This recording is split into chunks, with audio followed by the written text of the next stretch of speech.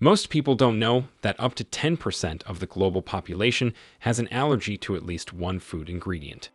That's more than 200 million people who might accidentally eat a food product containing an ingredient they are allergic to and get an adverse reaction or even die because of it.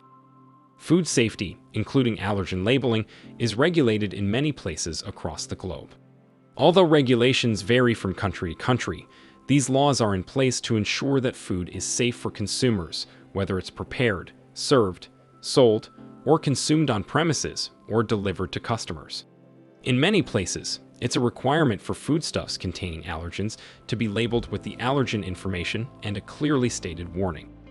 Many food safety laws also require manufacturing premises to be regularly monitored and audited to ensure their processes meet strict food safety and hygiene standards.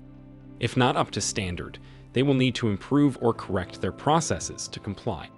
Worker training is also often a requirement. For example, training on the proper handling of food and potential risks to customers' health for workers who handle, cook, or prepare food or serve customers.